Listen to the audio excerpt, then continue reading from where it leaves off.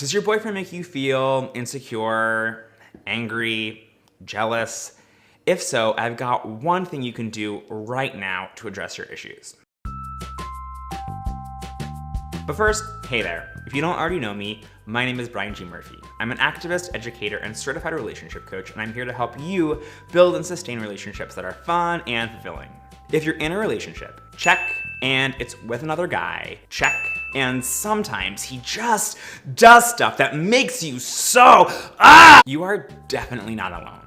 Whether it's something small, like leaving his hair in the shower drain, or something bigger, like blowing off dinner with your parents to go drinking with his college buddies, or messaging guys on Grindr while you're home watching a movie together. Or maybe you just don't have sex as much as you used to, and that's got you feeling kind of shitty. Sometimes when you're in a relationship, your partner is gonna do something and you're gonna have some sort of reaction. So what's something that's been getting under your skin recently? Let me know in the comments below.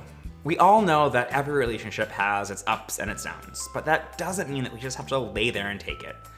So if your boyfriend does something that makes you feel some sort of way, what do you do? This is where I'm supposed to tell you that no one can make you feel something without your permission. Which is true. No one makes you feel a certain way. Our feelings come from within us and are ultimately our responsibility. But also, sometimes your boyfriend does that has an impact on your life. That's real too. So then what do you do? It can be so tempting to judge our boyfriend and then try to fix him. He did this because he doesn't love me, or because he's irresponsible, or has daddy issues, or because he's never gonna marry me, or because he wants to leave me, or whatever. I get it. Look, I've been practicing this stuff for over a decade, and even still, sometimes that's where my head jumps to first. But we can't know for sure what's going on in someone else's head, and we can't force them to do something they don't want to do. Ask? Of course. Manipulate? Unfortunately. When I was trained in nonviolent activism, one of the first guiding principles we learned was assume best intentions.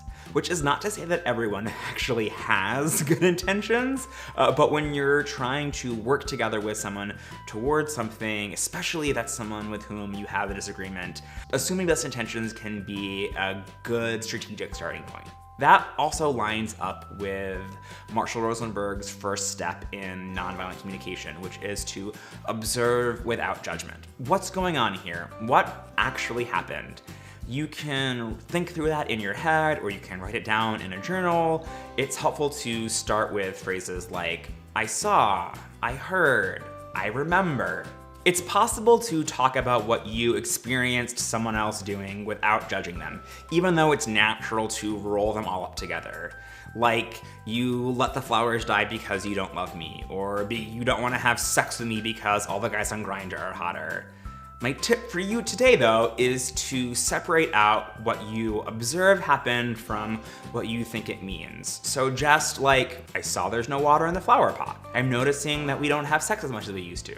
I see you are on Grindr every day. I heard you talking to someone on the phone in the bathroom last night. When you take some time to sort through what's going on yourself before outwardly reacting, you're taking the first step in making yourself feel better. By observing without judgment, you're getting a little bit more clear about what's actually going on. And clarity is sanity. You're also gonna set yourself up for having an easier time talking to your boyfriend about what's going on when the time is right. But before you get there, you're gonna have to get clear on exactly what it is you're feeling. Because girl, you are feeling something. If you need help sorting through all of the feelings that come up in a relationship, go ahead and click on the video on the screen next to me, and remember to subscribe for new videos on how to have healthier, more fulfilling relationships every Wednesday afternoon. I'll see you over there.